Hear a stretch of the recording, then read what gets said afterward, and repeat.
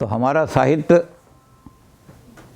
सनातन धर्म का साहित्य या हिंदू सनातन धर्म के अलावा हिंदू धर्म में और भी चीज़ें हैं, जैसे आर्य समाज है, धर्म समाज है, राधा स्वामी हैं, तो ये बहुत सारे हैं। तो अभी हम सनातन धर्म के बारे में ही बात कर रहे थे। सनातन धर्म का सारा आधार पुराणों में है, और वास्तव में तो अगर देखा जाए तो अब जो आधुनिक हिंदू धर्म है उसमें 75% जो है हिस्सा वो पौराणिक है और 25% वैदिक है। तो हिंदू धर्म वास्तव में पौराणिक धर्म बन गया है। अब हिंदू धर्म के पुराण का जो साहित्य है वो बहुत विस्तृत साहित्य जिसका हम देख रहे थे, तो दो हमें साहित्य मिलते हैं बहुत बड़े बड़े, उसको कहते हैं इतिहास ग्रंथ। इतिहास ग्रंथ हमारे दो हैं, रामायण और महाभारत। रामायण के रचयिता हैं ऋषि वाल्मीकि। वाल्मीकि ऋषि जो हैं उनको ब्रह्मा का अवतार माना जाता है, वो बुद्धि के अवतार हैं। वाल्मीकि ऋषि का जहाँ आश्रम था उनके शिष्य थे भरद्वाज ऋषि, जो उनके लिए जल भी लाते थे, लकड़ियाँ भी बीन करके लाते थे। तो वाल्मीकि ऋषि एक दिन स्नान करने के लिए जो गए, वहाँ एक शिकारी आया और वहाँ क्रौंच का जोड़ा, हाँ जो हंस होते हैं छोटे हंस, उनका जोड़ा जो था विहार कर रहा था। उसने आकर के तीर चलाया एक जोड़े को, उस जोड़े में से एक मर गया। वाल्मीकि को बड़ी दया आई और उन्होंने से उसको श्राप दिया, हे निषाद, जा तुझे जिंदगी भर कभी भी शांति प्राप्त नहीं होगी, क्योंकि तूने विहार करते हुए जोड़े हंस के जोड़े में से एक को मार करके दूसरे को पीड़ा में डाल दिया है। लेकिन वो इतने ज्ञानी और महात्मा थे कि अपने आश्रम में आकर के उनके दुख हुआ कि मैं ऋषि हूँ, मेरे मुंह से शराब कैसे निकल गया। ऋषि के मुंह से तो गाली निकलनी नहीं चाहिए। तो उन्होंने कहा कि मुझे लगता है कि शरीर जो है इससे कोई पाप हुआ है। भरद्वाज ऋषि जो उनके चेले थे उसने बहुत समझाया कि महाराज, जो बात क्रोध के अंदर कही जाए उसका कोई प्रायश्चित नहीं होता। जब शांति के में तो नहीं कही थी आपने, उस समय क्रोध आया, क्षमा ही कब अब वो अगर क्षमा मांगने आए तो उसको शाप की बजाय वरदान दे देना, अगर वो आए तो। लेकिन इनके मन में बड़ी व्यथा थी कि इतनी पीड़ा हुई है, अब वो सारी ज़िंदगी हंसनी जो है तड़पेगी, तो उसकी वेदना को कोई समझेगा नहीं, तो मेरा दिल कभी शांति नहीं हो सकती मुझे। तो ब्रह्मा जी वहाँ प्रकट हुए नारद जी के कहने से, और ब्रह्मा जी ने उनको कहा कि तुम्हारे मुंह से जो शब्द निकले हैं, चाहे वो श्राप हो चाहे वो वरदान हो, लेकिन वो एक छंद के रूप में निकले हैं, और वो इतना प्रसिद्ध छंद होगा कि लोग बड़े बड़े कवि, महाकवि जो हैं उसी छंद में अपनी कविताएं लिखा करेंगे। तो तुम इसी छंद में कविता की रचना करो, तुम संसार के पहले कवि कहलाओगे। सारे विश्व में सबसे पहला कवि कौन है, और उसने अनुश्लुप छंद दिया है। तो इनको वाल्मीकि जी को, ऋषि को बड़ी प्रसन्नता ये हुई कि अनुष्टुप छंद तो गायत्री का छंद है, गायत्री मंत्र का ब्रह्मा जी मुझे उपदेश दे रहे हैं, ये तो बड़ी। तो उन्होंने कहा कि गायत्री के जो अक्षर हैं उन अक्षरों के अनुसार ही मैं अपने काव्य की रचना करूँगा। 24,000 गायत्री के अक्षर हैं, तो इन्होंने भी 24,000 श्लोक लिखने की प्रतिज्ञा की। और अपनी जो किताब थी उसका नाम भी पहले ही रख दिया 24,000 श्लोकी ग्रंथ अपना। तो दुनिया के सबसे पहले कवि, आदि कवि वाल्मीकि हैं। अब उन्हें यह था कि मैं कविता जो लिखूं उसका विषय क्या होना चाहिए, किस विषय पर कविता लिखूं। तब नारद जी आए उनके पास। इन्होंने कहा कि मैं छंद तो अनुष्टुप छंद जो है मैंने दुनिया को दे दिया है, लेकिन मैं सोच रहा हूँ कि कविता लिखूं किस पे। उसने कहा कि कविता लिखो, राजे महाराजे हैं, उनके राज का वर्णन करो, इतिहास का वर्णन करो, सारा इतिहास। उसने कहा कौन वस्मिन् साम्प्रतं लोके गुणवान कश्च वीर्यवान। तो नारद जी अब बताओ, साम्प्रतं इस समय कौन ऐसा आदमी है जो वीर्यवान होते हुए भी गुणवान है। जब आदमी के अंदर बहुत वीरता आ जाती है, बहुत बल आ जाता है, बहुत शक्ति आ जाती है, तो वो सारे गुणों को त्याग देता है और फिर मारो काटो, इसको लूटो, इसको घसीटो, यहाँ दुराचार करो, ये करने लगता है। तो कोई आदमी ऐसा बताओ कि जो महाशक्तिशाली हो और फिर भी उसने अपने गुण ना छोड़े हों, अवगुण की तरफ ना गया हो।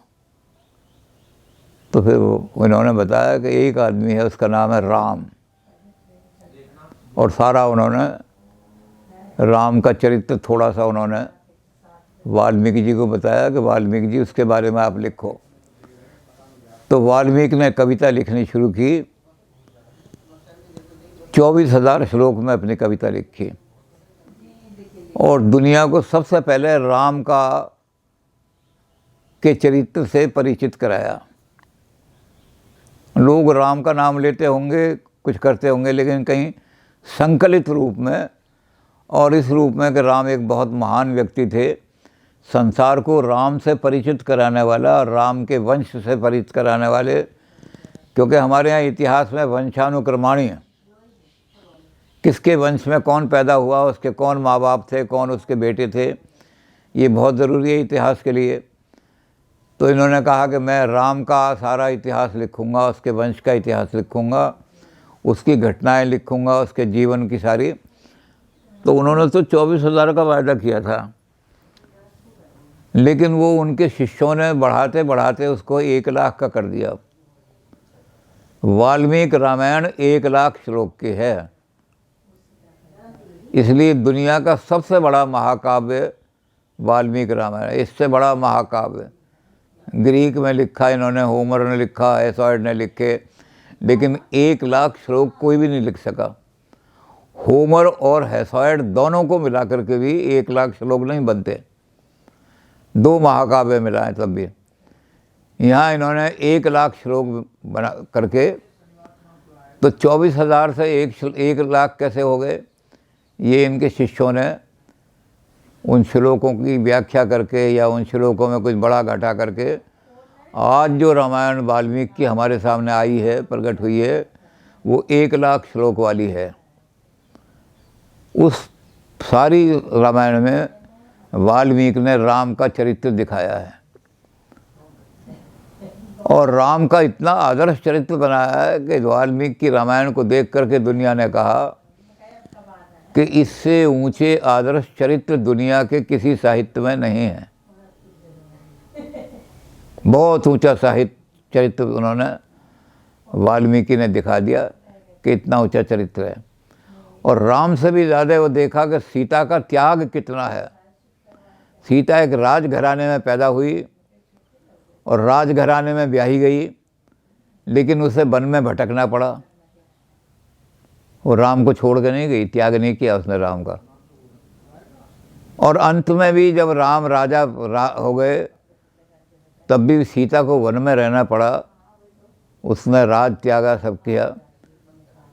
तो उन्होंने अपनी किताब का नाम रख दिया वैदेही चरित्र। तो उनके शिष्य जो थे वाल्मीकि के, उन्होंने कहा कि नारद ने आपको राम का चरित्र सुनाया था, उसमें सीता तो सहगामिनी है, उसकी राम की चलने वाली साथ साथ, तो आप इस किताब का नाम राम का ही चरित्र रखो। तो अपने शिष्य के कहने से उन्होंने इसका नाम बदल दिया। नहीं तो उन्होंने कहा कि इतना त्याग और इतनी तपस्या दुनिया के किसी भी पात्र में मुझे दिखाई नहीं देती जितनी सीता में दिखाई दे रही है। इसलिए मैं इसका नाम यही रखूँगा, वैदेही चरित्र। लेकिन शिष्य जो थे वो भी बहुत विद्वान थे। भरद्वाज ऋषि बहुत ऊंचे ऋषियों में हैं, उनका नाम बहुत ऊंचे ऋषियों में जाना था। तो भरद्वाज ने उनको इस बात के लिए मनाया कि इस चरित्र का, इस किताब का नाम आप वैदेही की बजाय बदल करके राम ही रखो, रामायण रख दो इसका। तो रामायण बहुत बड़ा महाकाव्य है। रामायण से बड़ा एक और महाकाव्य हमारे यहाँ है, वो है महाभारत। लेकिन संसार के काव्यों में इतने बड़े काव्य नहीं मिलते कहीं भी। अब इसमें जो सारी कहानी है वो तो सारी दुनिया जानती है, क्योंकि उन्होंने राम की कहानी जो लिखी, राम किसके पुत्र हैं? दशरथ के पुत्र हैं। दशरथ जो हैं चक्रवर्ती राजा हैं। दशरथ के घर में संतान नहीं है, राजा बड़े दुखी हो जाते हैं और वो ऋषियों के पास जाते हैं, पुत्रष्टि यज्ञ करते हैं।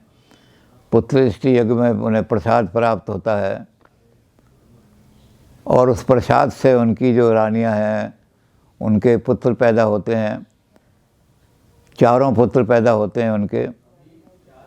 4 पुत्र बहुत ही बलवान हैं, बहुत ही वीर्यवान हैं और बहुत ही गुणवान हैं।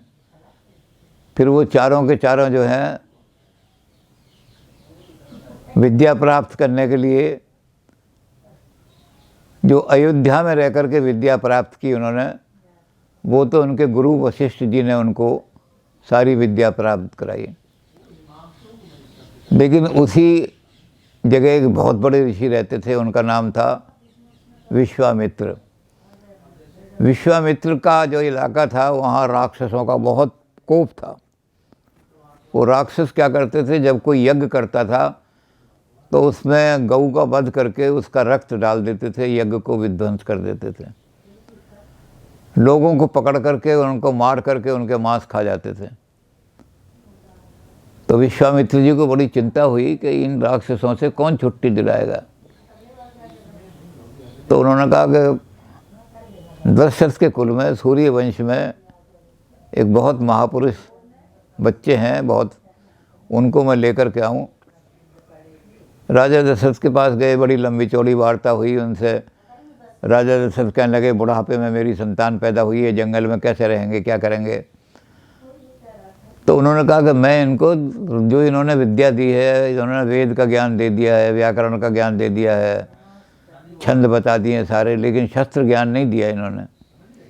और क्षत्रिय को शस्त्र ज्ञान जरूर होना चाहिए। तो मेरे आश्रम में जाएंगे, मैं इनको शस्त्रों का ज्ञान दूंगा, बड़े बड़े शस्त्र चलाने, भयंकर शस्त्र, उनको कैसे चलाना है और क्या करना है। तो वशिष्ठ जी भी प्रसन्न हो गए। उन्होंने कहा कि भेज दो, इन बच्चों का हित इसी में है। तो वो वशिष्ठ जी के कहने पर उन्होंने राम और लक्ष्मण को भेज दिया वहाँ। राम और लक्ष्मण को उन्होंने विद्या सिखाई, सारी शस्त्रों की विद्या सिखाई। और उस शस्त्रों की विद्या को सिखा करके उन्होंने कहा कि अब तुम राक्षसों से हमारी रक्षा करो। बड़ी भयंकर भयंकर राक्षस थी, ताड़का थी, बड़ी भयंकर थी।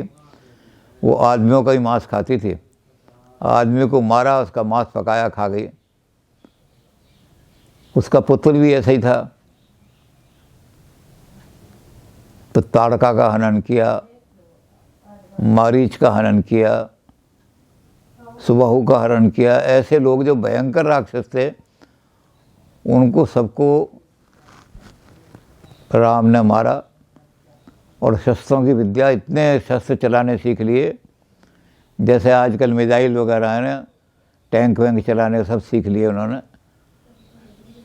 और ये वहीं थे, इतने में सूचना आई सारी कि जनक एक राजा हैं मिथिला के, उनके घर यज्ञ हो रहा है पुत्री विवाह के लिए। क्योंकि क्षत्रियों में जैसे अब आजकल है कि लड़का अगर खोजना है तो अखबारों में मैट्रिमोनियल पढ़ते हैं, लड़का एमए है, लड़का पीएचडी है, लड़का एमटेक है, लड़का बीटेक है, कितने कमा रहा है, तो उसमें से फिर लड़का छांटते हैं। लेकिन क्षत्रिय इस तरह नहीं छांटते थे। क्षत्रियों में मर्यादा थी, मनु ने मर्यादा बनाई थी कि किसी कायर के हाथ में, किसी डरपोक के हाथ में कन्या का हाथ मत देना। क्षत्रिय जो है वो किसी वीर के हाथ में, तो वीरता की जब तक परीक्षा नहीं हो जाती थी क्षत्रिय अपनी लड़की का विवाह नहीं करता था। इसको कहते थे वीर शुल्क स्वयंवर। आपकी वीरता का परिचय देना है, आपको आकर के वीरता का परिचय देना है। अगर आपको लगेगा, अब उन्हें लगेगा, जो हमारी कन्या है उसे लगेगा कि वाकई ये वीर है, तो मैं इससे विवाह करूंगी। और अगर लगा वीर नहीं है, शेर से विवाह करूंगी, कुत्ते से विवाह नहीं करूंगी। तो राजा जनक के यहाँ सूचना हुई, चारों तरफ सूचना भेजी, तो ये कहने लगे कि तुम अब शस्त्र वस्त्र चलाना तो सीख गए हो और बहुत वीर हो, तो चलो वहाँ चलते हैं। तो ये राजा जनक के यहाँ ले गए। स्वयंवर में बड़े राजा इकट्ठे हुए थे बहुत सारे। ये राम और लक्ष्मण को ले गए वहाँ धनुष उन्होंने रख दिया था उठा करके कि जो इस धनुष को पर तीर चढ़ा देगा सीता उसी की पत्नी हो जाएगी। तो सारे हार गए, बड़े बड़े राजा जो थे। राम ने बजाय धनुष चढ़ाने के, जैसे ही धनुष चढ़ाया वो टूट गया। अब उन्होंने कहा भाई ये तो बड़ा बहुत ही वीर राजा है। सीता जी का विवाह करने लगे, इतने में परशुराम जी आ गए। परशुराम जी कहने लगे कि शिव का धनुष है तो मेरे गुरु का धनुष, ये किसने तोड़ा है। तो वहाँ उनका भी संवाद हुआ, लेकिन परशुराम जी को भी पराजित करके उन्होंने सीता का विवाह हो गया। अब जब वहाँ से लौट करके आए, विवाह करके 11 वर्ष तक किसी तरह का कोई उपद्रव नहीं हुआ। 11 वर्ष के बाद राव स्वभाव मुकर कर लीना। रामायण के अंदर एक खास चीज़ मिलेगी। रावण के घर में हीरे थे, सोने की दीवारें थीं, कनक कोट विचित्र महिकृत सुंदरायतना घना। सोने की दीवारें बनी हुई थी। कनक किला जो था वो सोने की दीवारों का बना हुआ था। लेकिन कहीं भी रामायण में, चाहे वाल्मीकि रामायण पढ़ लो, चाहे तुलसी रामायण पढ़ लो, रावण के पास शीशा नहीं था। ये सिंबॉलिक है। राजा दशरथ जो थे, राव स्वभाव मुकुर कर लीना, लेकिन दशरथ का स्वभाव था कि रोज़ वो शीशा देखते थे। क्योंकि आप दूसरों के दोष तो दूसरे के मुंह पर कालिख लगी हुई है वो तो देख सकते हो, लेकिन मेरा मुंह बिल्कुल ही काला हो गया है किसी चीज़ से, उसको नहीं देख सकते आप। उसको कौन बताएगा? उसको तो मुकुर शीशा ही बताएगा। तो राज के अंदर कहाँ गड़बड़ हो रही है, कहाँ गुंडे घूम रहे हैं, कहाँ बदमाशी हो रही है, कहाँ स्कैंडल हो रहे हैं, इसको मंत्री कभी नहीं बताएंगे। मंत्री कहेंगे सब ठीक चल रहा है महाराज, सब ठीक चल रहा है। तो मंत्री राजा को कभी भी नाखुश नहीं कर सकता, खुश। और ऐसे राज जहाँ मंत्री खुशामदी हों, सोई रावण के भय सहाई, स्तुति करें सुनाई सुनाई। रावण से हमें इनाम मिल जाएगा, इसलिए रावण की प्रशंसा जो करते थे वो ऐसे करते थे कि रावण सुन ले, कहीं बाहर जाके नहीं बल्कि उसके सामने बैठ के प्रशंसा कर रहे हैं। तो रावण ने खुश होकर के 100 का नोट निकाल के दे दिया। तो वो कभी भी रावण की बुराई नहीं कर सकते थे। लेकिन दशरथ जो थे वो शीशा देखा करते थे और अपने दोष का पता लग जाता था। तो दशरथ स्वयं पता लगाते थे। तो दशरथ को लगा कि मेरे कान के पास के जो बाल हैं वो सफ़ेद हो गए हैं। अब हमारे यहाँ भर्तृहरि ने नीति शतक लिखा और बहुत सारे लोगों ने, विदुर ने अपना शतक लिखा और भी बहुत सारे लोग हैं। तो उन्होंने नीति शतक में ही लिखा कि जो मित्र के दोष हों, कि दुनिया तुझे बदनाम कर रही है, तू ये काम छोड़ दे, तो दोष उसके कान में ही कहने चाहिए। आप मित्र के दोष का दुनिया में प्रोपेगेंडा करोगे तो बदनाम हो जाएगा, दुनिया मार देगी उसको। तो मित्र को समझाने के लिए उसके दोष जो हैं उसके कान में कहो, और उसके गुण जो हैं उसका बाहर प्रचार करो। तो यहाँ भी हुआ, राजा दशरथ ने कहा कि मेरे कान के पास जो बाल सफ़ेद हो गए हैं, ये सफ़ेदी होती है सतोगुण का लक्षण, गुणों का लक्षण।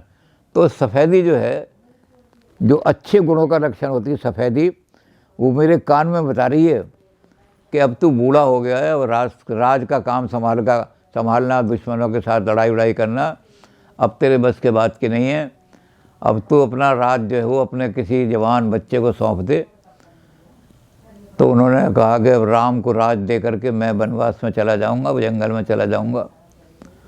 तो राम को राज देने की तैयारी हो गई, लेकिन वो उनके एक दासी थी, उसने जाके राम की विमाता को भड़का दिया कि तेरा पुत्र जो है दशरथ, वो तो राम का अब नायब बन कर रहेगा, यानी राम की सेवा किया करेगा, इसके पैर दबाया करेगा, और या जेल में डाल देंगे राम इसको, क्योंकि राज न छीन ले। और वो भड़का दिया उसने। सारी कहानी इस तरह से है, वो भड़क गई और उसने कैकेयी ने 2 वरदान मांगे कि एक वरदान तो ये दो कि मेरे लड़के को राज दो, तुमने वायदा किया था कि 2 वरदान दूंगा, और दूसरा वरदान ये कि राम को 14 वर्ष के लिए वनवास में भेजो। तो खैर राम जो थे वो वनवास में चले गए, और वनवास में जाकर के उन्होंने जितना संगठन किया, पहले कोल भील मिले उनको। कोल और भील जो थे वो जंगली, वो क्या काम किया करते थे? वाल्मीकि जी कहते हैं कि कोल भील का एक ही पेशा था। वो पेशा क्या था कि मुसाफिरों को लूट लेना। जो जंगल में से निकाल के जा रहा है मुसाफिर, अगर वहाँ शाम हो गई, दिन छिप गया, तो उसको लूट लिया, ज़रूरत पड़ी तो मार दिया। तो उनका एक ही पेशा था। जब राम वहाँ पहुँचे तो जो कोल भील थे उनसे मिले, उनकी बातें सुनी, क्या तो तकलीफ़ क्या है तुम्हें, क्या परेशानी है, लूट मार तुम करते हो। तो सारा वर्णन उन्होंने किया कोलवार मिल करके, और चित्रकूट में सबसे मिले, सारे लोगों को मिले वहाँ चित्रकूट में। तो जब वो चलने लगे राम वहाँ से, तो उन्होंने कहा कि मैंने तुम्हें तो कुछ दिया नहीं, तुम गरीब आदमी हो, मैं अभी राजा, अब तो मैं वनवास में हूँ जब लौट। तो उनके जो शब्द हैं बड़े अच्छे हैं। वो शब्द कोल भीलों ने क्या कहे, हालांकि वो गरीब थे, उन्होंने कहा कि महाराज, क्योंकि वाल्मीकि की जो रामायण है उसमें नैतिकता बहुत है। राम को चाहे उन्होंने एक जगह भी अवतार का शब्द प्रयोग नहीं किया, लेकिन नैतिक आदर्श के राम में कितनी नैतिकता थी। तो उन्होंने क्या किया कि जब वो कोल भील जब चलने लगे, उनसे कहने लगे कि मैं लौटते मैं तुम्हें कुछ दूंगा, अभी मेरे पास कुछ देने के लिए नहीं है। तो कोल भील उनके आगे खड़े हो गए। उन्होंने कहा जी हमें बहुत कुछ मिल गया, ज़िंदगी की जो सबसे महंगी चीज़ है वो आपने, राम ने कहा मैंने तो कुछ नहीं दिया। उन्होंने कहा जी पहले हम क्या करते थे कि जो इधर से मुसाफिर जाते थे हम उनको लूट लेते थे, मार लेते थे, उनके कपड़े तक छीन लेते थे, और अब आपके साथ हम इतने दिनों रहे हैं चित्रकूट में, तो अब हमारा लूट मार करने को दिल ही नहीं करता। तो आपने हमारा चरित्र सुधार दिया, अब हम मेहनत करने लगे हैं, लकड़ियाँ काट के बेचने लगे हैं, खेती में कुछ उगाने लगे हैं, ज़मीन खोद लेते हैं, उसमें कंदमूल उगा लेते हैं। तो वाल्मीकि ने कहा है कि सबसे बड़ी देन क्या है, आप पैसा दो, धन दो, सोना दो, चांदी दो, तो वो अल्पकाल में ही ख़त्म हो जाएगी। और बल्कि ये होगा कि धन मिल गया तो आदमी व्यसन में पड़ जाएगा, शराब पीने लगा, नशा करने लगा। और आपने जिसके साथ खड़े थे वो दुष्ट था, बदमाश था, गुंडा था, उसको बिल्कुल सुधार करके ऐसा कर दिया कि मैं बिल्कुल अपने हाथ से कोई पाप नहीं करूँगा। तो इससे बड़ी देन कोई नहीं हो सकती। और इसलिए वाल्मीकि कहते हैं कि ये देन राम ही दे सकते थे। राम के निकट जो भी आएगा उसके अवगुण दूर हो जाएंगे और उसमें गुण आ जाएंगे। ये राम का ही काम है आदमी का। जो आदमी ऐसा काम करेगा वो राम जैसा ही हो जाएगा, उसको भी लोग राम की तरह पूजने लगेंगे। कि मेरे साथ कि जी मैं क्या करता हूँ, मैं पढ़ाता हूँ जी एक जगह। कौन से स्कूल में पढ़ाता हूँ? फलाने स्कूल में पढ़ाता हूँ। तो कहते क्या हुआ? कैसे उस स्कूल के आसपास के गाँवों में बड़ी गुंडागर्दी थी।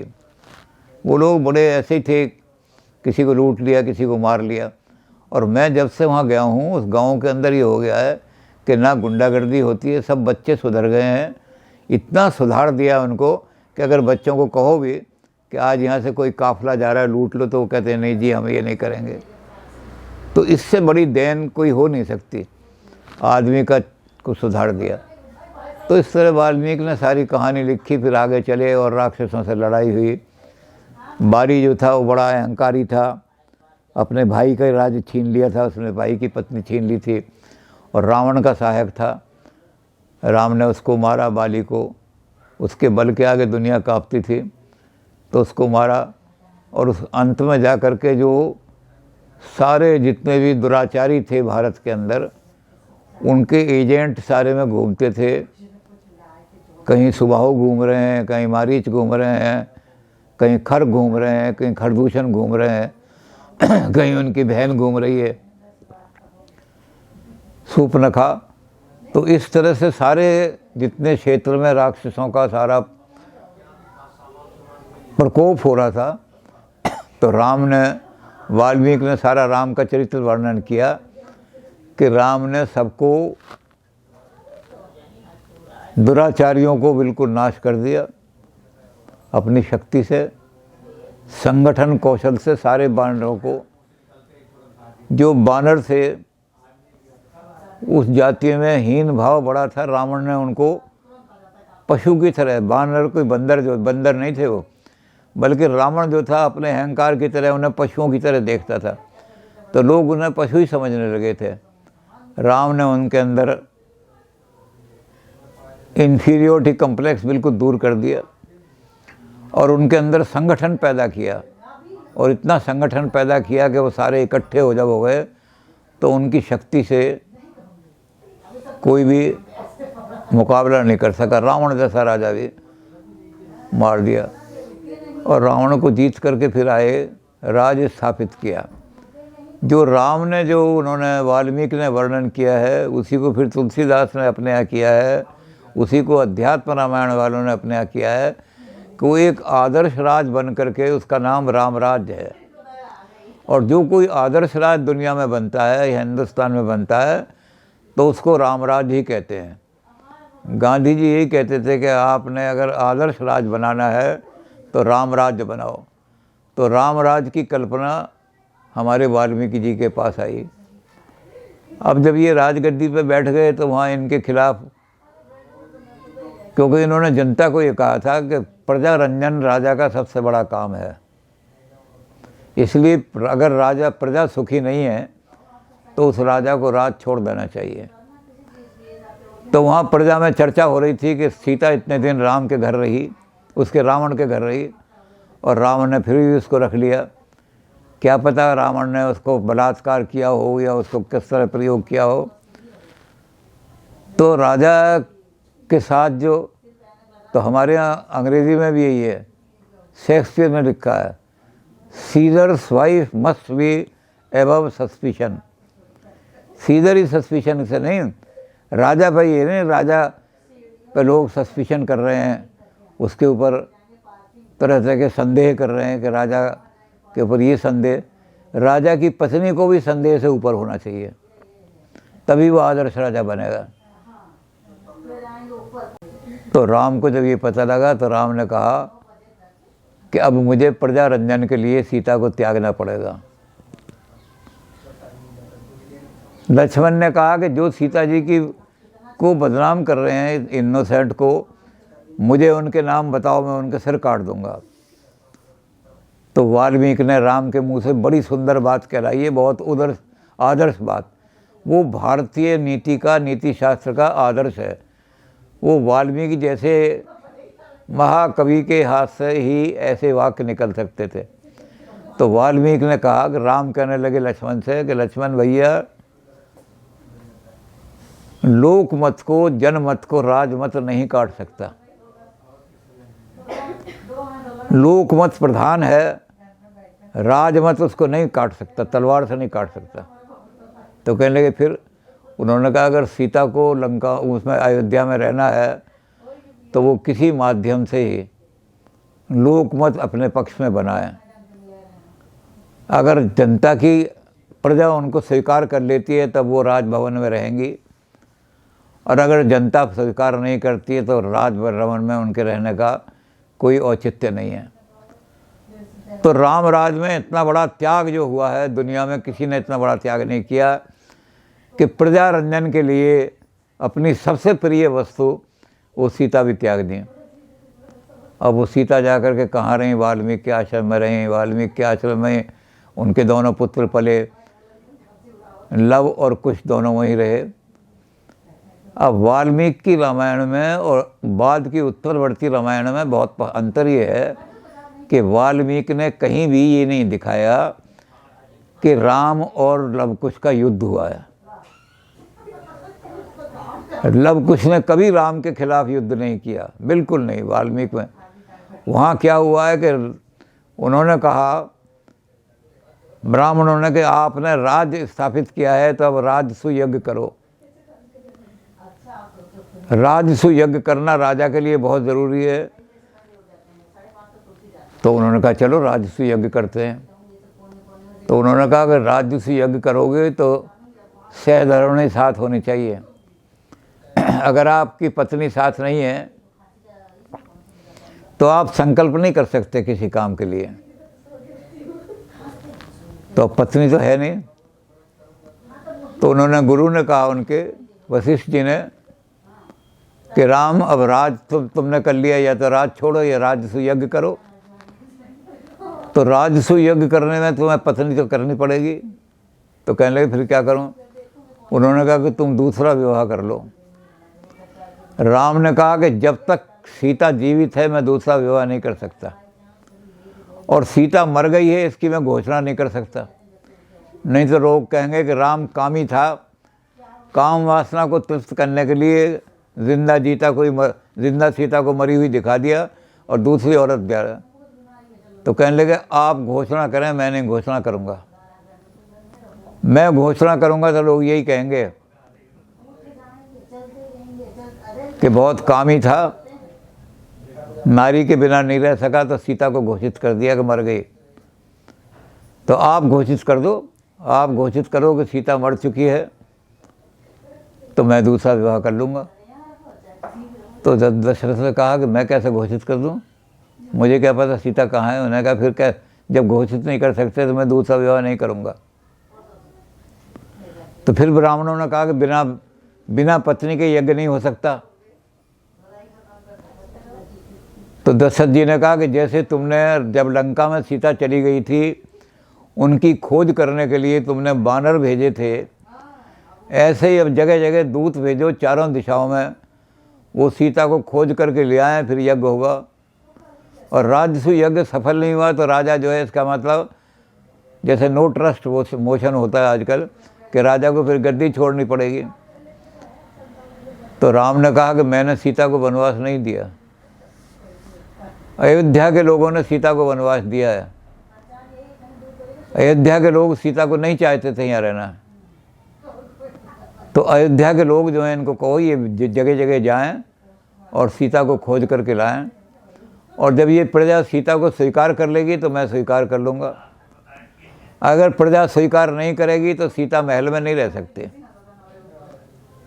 तो फिर उनको चक्कर पड़ गया वशिष्ठ जी को कि जनता क्यों जाएगी खोजने के लिए, जनता नहीं तो आरोप लगाएं। तो बड़ा चक्कर पड़ गया कि क्या करें, अब राजसु यज्ञ नहीं हुआ तो राजा को गद्दी छोड़नी पड़ेगी, और राम जैसा राजा नहीं मिल रहा, ऐसा राजा जिसने न्याय स्थापित कर दिया था। राम के जाने के बाद पता नहीं कैसा राज्य मिले। तो फिर वो ब्राह्मणों के साथ बैठे वशिष्ठ जी। उन्होंने कहा जी एक काम हो सकता है, ना तो राम दूसरा ब्याह कर रहा, ना राम सीता को खोजने के लिए किसी को भेज रहा। तो कहते एक काम हो सकता है, क्या कि एक सोने की सीता बनवाई जाए, और वो सोने की सीता राम के साथ बैठ करके संकल्प में बैठे, और फिर राम जो हैं तब यज्ञ शुरू हो। तो राम को कहा कि राम राम ने कहा कि ठीक है, अगर आप समझते होगे। वो कहने लगे हम उसमें प्राण प्रतिष्ठा कर देंगे वेद मंत्रों से, और सीता जैसी बिल्कुल वो दिखाई देगी मूर्ति, जड़ नहीं होगी। राम ने कहा जड़ वस्तु यज्ञ कर लेगी, उन्होंने कहा जड़ नहीं होगी वो, हम उसमें अपने मंत्रों से चेतना डाल देंगे, लेकिन तुम, उन्होंने कहा हाँ मैं इस बात के लिए तो मानता हूँ कि अगर सीता के रूप में बैठेगी तो मेरे साथ बैठ सकती है। तो सारे ऋषियों को निमंत्रण भेजा, राजसु यज्ञ हो रहा है। तो वाल्मीकि ने बच्चों को शस्त्र विद्या भी दी थी और शास्त्र विद्या भी दी थी। वो बच्चे शास्त्र विद्या में, संगीत में बड़े निपुण हो गए। तो वाल्मीकि जो है, वाल्मीकि की रामायण में युद्ध का वर्णन कहीं नहीं है। लव कुश ने युद्ध किया ऐसा बिल्कुल एक लाइन भी नहीं है। तो उनको भेजा लव कुश को कि जाओ तुम वहाँ यज्ञ में जाओ, 1 महीना यज्ञ चलेगा, तुम वहाँ जा कर के संगीत में और राम का चरित्र उनको सुनाओ, राम कैसे पैदा हुए, क्या हुए, कितने बलवान थे, और राजा प्रसन्न हो जाएगा। तो गए जा कर के, दोनों पुत्र जो थे वो राम भी नहीं पहचानते थे, वो भी राम को नहीं पहचानते थे। उन्होंने कहा कि हम संगीत सुनाने के लिए आए हैं, यज्ञ में संगीत भी, गाने भी होते हैं। तो जब संगीत गाने लगे तो राम को बहुत, अपना सारा जीवन इतनी बढ़िया तरीके से गा रहे हैं। तो राम ने कहा कि आप कहाँ रहते हैं, अपने पिता का नाम बताओ, अपने रहने की जगह बताओ, कहाँ रहते हो। तो ये दोनों जो थे नाराज़ होकर के आ गए, और इन्होंने वाल्मीकि को कहा कि गुरुजी आपने राम की बड़ी प्रशंसा हमें गाने में लिखवा दी थी, कविता लिखवाई थी, राम बड़ा गुणवान है, ये वो, यहाँ हमें तो लगा राम बड़ा दुराचारी है। वाल्मीकि ने कहा कैसे? उसने कहा कि एक तो जो सन्यासी होते हैं उन सन्यासी से पिता का नाम नहीं पूछा जाता, कोई अधर्मी पूछेगा सन्यासी से, सन्यासी से तो गुरु का नाम पूछा जाता है। तो कहते उसने हमसे पिता का नाम पूछा। तो वाल्मीकि ने अपने मन में एक सोचा, हो राम ने इनको पहचान लिया कि क्षत्रिय पुत्र हैं, ये किसी राजा के पुत्र हैं, सन्यासी नहीं हैं, बड़ी अच्छी बात है राम ने अगर पहचान लिया तो गुरु बड़े प्रसन्न हो गए। उन्होंने कहा चलो कोई नहीं, उन्होंने ऐसे ही पूछ लिया होगा भाई कहाँ का, कौन सा वंश है, तुमने कब सन्यास लिया। उन्होंने कहा दूसरा ये कि पर नारी को अपने पास बिठाना ये तो दुराचारी का काम है। पर नारी गत जो है, परदार गत वो आदमी जो है वो तो कोई लुच्चा या लफंगा आदमी होगा। तो कहने लगे तुम्हें कैसे लगा? उन्होंने कहा कि हमारी माँ को अपनी बगल में बिठा रखा उसने, हमारी माँ सीता जो है वहाँ बैठी हुई थी उसकी बगल में, और जिसने हमारी माता को, सीता को अपने पास बिठाया हुआ है वो दुराचारी नहीं तो और क्या है। तो उन्होंने बच्चों को बिठाया कि तुम बैठ जाओ, मैं सब चीज़ समाधान करता हूँ। और वो सीता के पास गए। सीता, अयोध्या की जनता ने तुम्हें त्यागा है, राम ने आज तक नहीं त्यागा, जल्दी चलो इस यज्ञ में। आज भी तुम राम के साथ विराजमान हो, आज मैं तुम्हें वहाँ सारी जो जनता आई हुई है और राजसूय यज्ञ में जितने राजा वगैरह आए हुए हैं उन सब के सामने मैं तुम्हारी बता के आऊँगा कि सीता जैसी पवित्र नारी नहीं है दुनिया में, और जो तुम्हें अपवित्र कह कर के संदेह करते हैं उनके भी सारे मिसअंडरस्टैंडिंग दूर कर दूंगा। तो खैर सीता कहने लगे महाराज अब तो बहुत समय निकल गया है, मेरे दोनों पुत्र मुझे पाल लेंगे, कर लेंगे, मैं नहीं जाती। लेकिन उन्होंने कहा कि नहीं, अभी समय है, अभी राम के बगल में बैठी हो तुम सोने के रूप में, और मैं एक्चुअल रूप में पहुंचूंगा। तो खैर वो सीता को मना करके और यज्ञ में ले गए। और यज्ञ में वाल्मीकि का ही इतना सामर्थ्य था या इतनी शक्ति थी कि उन्होंने हाथ उठा करके घोषणा की, मैं देवताओं का पुत्र, हाथ उठा करके, सारी जनता अयोध्या की बैठी हुई है, इसके सामने हाथ उठा करके बताता हूँ कि सीता जैसी पवित्र नारी, सीता बहुत पवित्र है, पावन है। और फिर उन्होंने राम को कहा कि राम तुम जैसा कायर आदमी है। तो राम को कायर कहना इतने बड़े राजा को ये वाल्मीकि का ही काम था। उन्होंने कहा राम तुम कायर हो कि तुमने 2-4 आदमी जो पता नहीं कैसे आदमी थे, वो नीच थे, कमीन थे, घटिया आदमी थे, उनके कहने से तुमने सीता को वन में भेज दिया। तुम्हें ये तो देखना चाहिए था कि कौन से वो आदमी कुछ योग किसी योग भी हैं या ऐसे ही घटिया आदमी हैं, और घटिया आदमियों के कहने से तुमने सीता पर संदेह कर लिया। तो इसलिए सीता को स्वीकार करो। और ये दोनों जो गाना गाने आए थे तुम्हारे पुत्र हैं, इसका नाम लव है, इसका नाम कुश। तुमने सही इनसे पूछा कि तुम किसके पुत्र हो, क्योंकि तुमने पहचान लिया कि सन्यासी नहीं है, ये राजकुमार हैं। तो जब तुमने इनको पहचान लिया, और इनके अगर सन्यासी होते थे तुम ये पूछते तुम्हारा कौन गुरु है।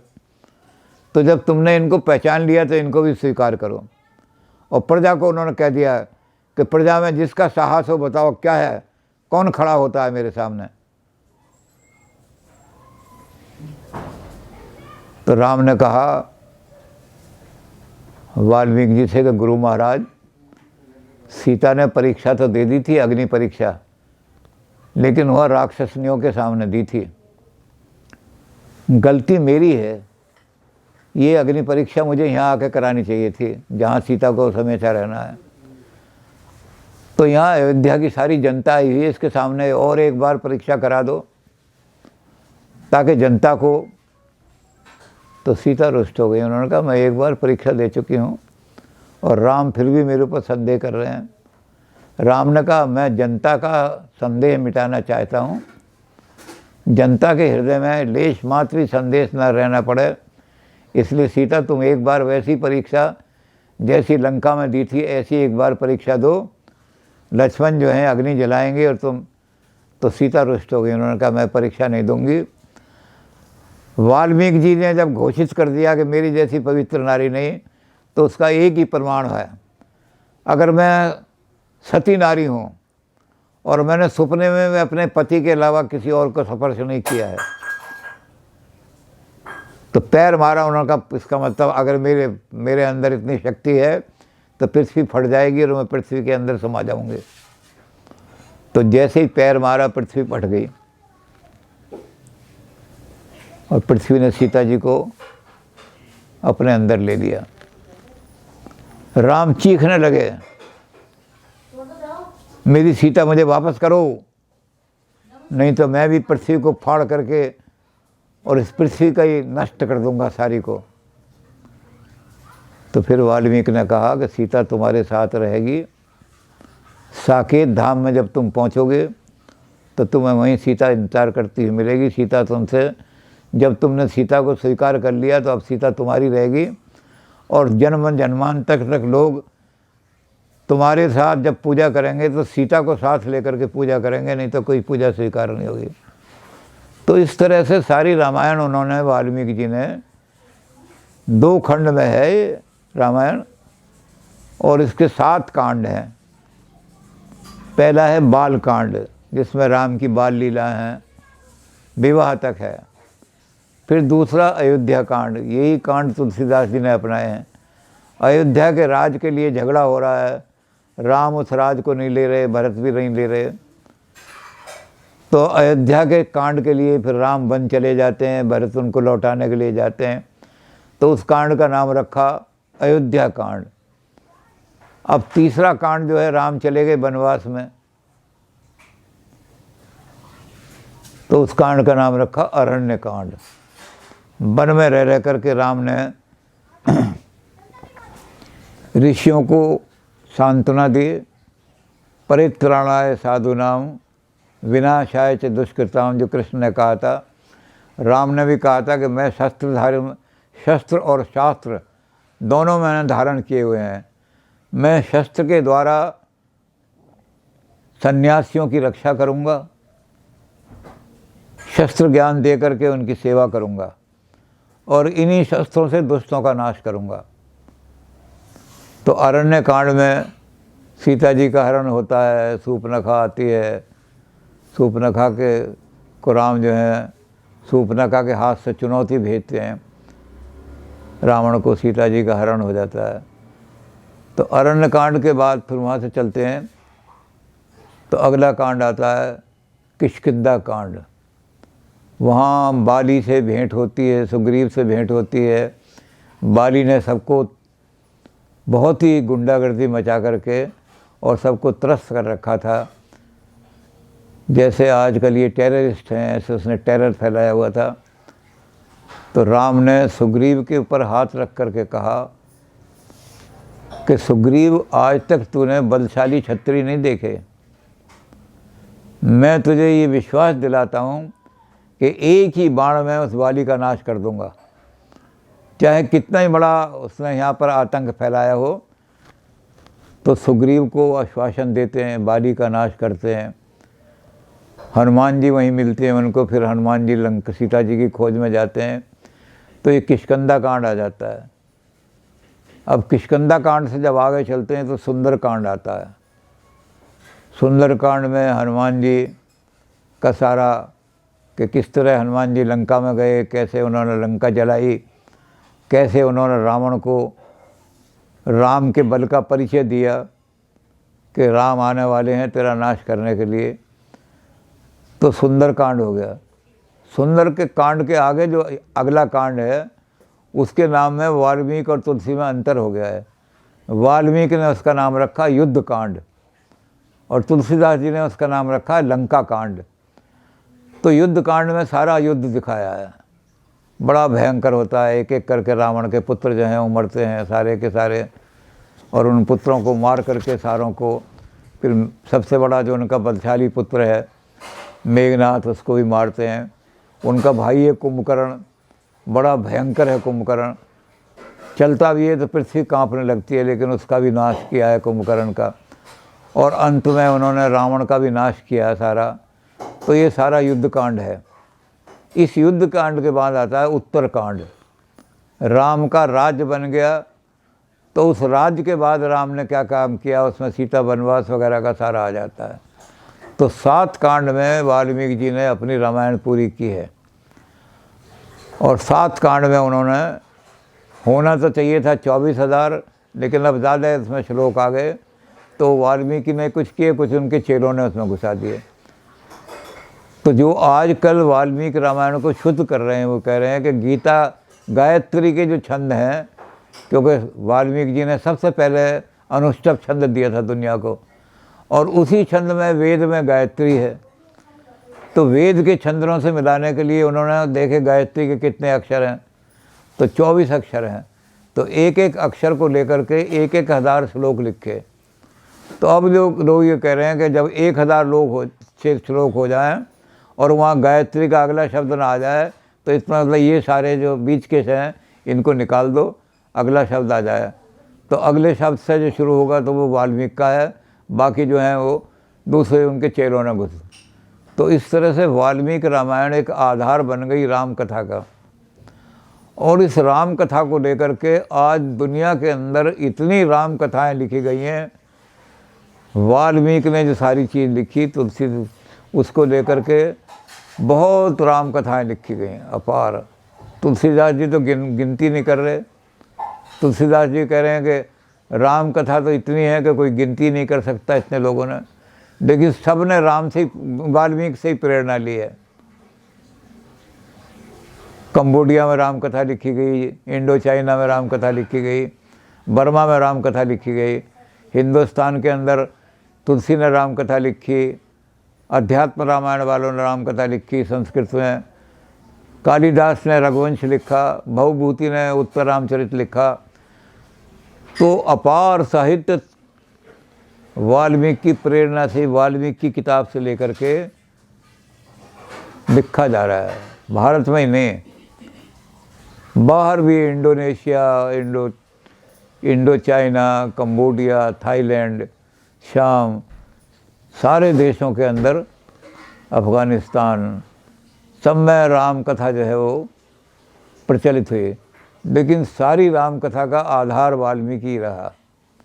वाल्मीकि की रामायण को लेकर के जगह जगह जगह जगह राम कथा प्रचलित हो गई, दुनिया में राम कथा प्रचलित हो गई। और जब इस राम कथा को ये यूरोप में पहुंची, इसका अनुवाद किया गया, तो यूरोप के लोग जो थे वो एकदम बड़े उत्साह के साथ चिल्ला उठे। The loftiest ideals that Valmiki has presented are not meant in any literature of the world. जितने उच्च आदर्श वाल्मीकि ने अपने रामायण अपने उसमें पैदा किए हैं, उन्हीं को सबने लिया है। तुलसी ने भी, भभूति ने, जैसे रामायण शतकोटि अपारा, 1 करोड़ रामायण बताते हैं तुलसीदास जी, उनकी गणना करने। लेकिन जगह जगह जगह जगह रामायण, कहीं मैथिली रामायण लिखी गई, कहीं भोजपुरी रामायण लिखी गई, कहीं और छत्तीसगढ़ी लिखी गई, कहीं रामचरित में जाकर के बुंदेली में लिखी गई, बुंदेलखंडी। तो इतनी रामायण है कि उनका गिनना मुश्किल है, जिसको उन्होंने शतकोटि का 1 करोड़ कहा कि। तो वाल्मीकि आधार हैं राम कथा का, और ये राम कथा सारी दुनिया में हर जगह पहुंची है वाल्मीकि को आधार मान करके। तो इतना उच्च कोटि का साहित्य रामायण का ये हमारे वाल्मीकि जी ने रच करके हमें दिया। तो इसको हम इतिहास कहते हैं। ये सारा इतिहास है। भारत की संस्कृति को दक्षिण तक फैलाने वाला आदमी, कई इतिहासकारों ने कहा कि तो कल्पना है। तो जो राम के भक्त थे उन्होंने कहा कि अच्छा ये बताओ, वैदिक साहित्य में लिखा हुआ है कि आर्यों ने कभी भी हिमाचल पार नहीं किया, विंध्याचल पार नहीं किया। विंध्याचल को एक आदमी ने पार किया, वो थे अगस्त्य ऋषि। अगस्त्य ऋषि ने विंध्याचल को पार करके अपना आश्रम बनाया दक्षिण में। अब इस कथा को वहाँ तक पहुँचाने वाला कौन आदमी था? तो उन्होंने कहा आप राम को नहीं मानते तो ये मानो कोई एक्स नाम का आदमी था या वाई नाम का आदमी था।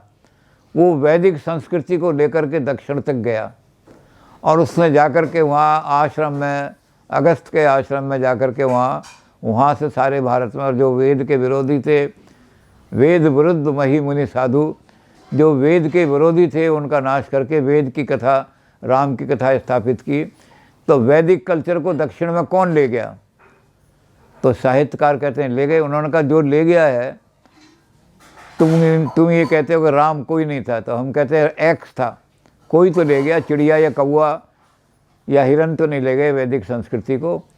इस वैदिक संस्कृति को कोई ले गया वहाँ, उसका नाम था एक्स। तुम उसको एक्स मानते हो, तो हम उस एक्स को ये कहते हैं कि एक्स कोई अननोन नाम नहीं है। मान लो एक्स जो है राम है, तो उनका फिर एक्स कोई ना कोई तो होना चाहिए। तो इसलिए उनको कहा कि इसलिए राम को मानो कि वैदिक संस्कृति को दक्षिण तक ले जाने वाला और दक्षिण के सुदूर दक्षिण तक फैलाने वाला जो भी आदमी था वो राम था। तो राम कथा वहाँ तक पहुँची। और वाल्मीकि के मुकाबले में ही जो रामायण लिखी गई दक्षिण में, कंब रामायण लिखी गई। कंब ऋषि ने भी राम की कथा लिखी। बीज राम की कथा के वाल्मीकि में थे, उसी को अपने अपने ढंग से विस्तार करके लिखी। तो वाल्मीकि भारतीय संस्कृति के ऐसे इतिहासकार हैं जिनका इतिहास दुनिया में फैल गया। ये एशिया के जितने भी पूर्वी देश हैं, मंगोलिया तक राम कथा हो जाती है। तो मंगोलिया तक राम कथा फैल गई। इसीलिए तुलसीदास जी ने कहा कि जो गणना करेगा वो मूर्ख होगा, क्योंकि मैं तो ये कहता हूँ कि 1 करोड़ तो होंगी राम कथा, जिसका तुम्हें पता नहीं। जगह जगह जगह जगह गीतों में राम कथा लिख दी गई। छत्तीसगढ़ में तो राम कथा गीतों में ही चलती है, तो उसे कैसे गिनोगे? तो इसलिए मान लो कि 1 करोड़ होंगी राम कथा, लेकिन सब ने प्रेरणा वाल्मीकि से ही ली है। वाल्मीकि प्रेरणा का स्रोत है। इन्होंने जो कथा लिख दी उसमें थोड़ा कभी किसी ने चेंज कर दिया, कभी किसी ने कह दिया कि हनुमान जी वहाँ कूद के गए थे, किसी ने कह दिया हनुमान जी वहाँ गए थे, किसी ने हनुमान जी का कोई स्वरूप बना दिया। इसी तरह से बाली को किसी ने किसी तरह दिखा दिया। तो थोड़ा बहुत परिवर्तन कर करा करके इस कथा को सारे में प्रचारित करने वाले, लेकिन सारा इतिहास भारत का उत्तर से लेकर के और दक्षिण तक का सारा इतिहास, कहाँ कहाँ कौन से कबीले रहते थे, कहाँ कहाँ कौन से ऋषियों के आश्रम थे, किस किस ऋषि ने कहाँ बैठे, उस सारे इतिहास को वाल्मीकि ने संकलित करके अपनी कथा में लिख दिया। तो इसलिए हम मानते हैं कि आदि राम का कथा लिखने वाले, राम का चरित्र लिखने वाले, राम का वंश लिखने वाले और राम का इतिहास, सूर्यकुल का इतिहास लिखने वाले, ये ऐसे आदमी हैं जिससे सारा भारत का इतिहास जाना सकता है। तो पहला हमारा जो है काव्य वो रामायण काव्य है वाल्मीकि का, जिसका प्रभाव हमने देखा कि इतना विस्तृत प्रभाव है, इतना विस्तृत प्रभाव है कि उसको कहीं भी नकारा नहीं जा सकता। तो एक कथा, एक इतिहास का ग्रंथ आज हमने देखा है।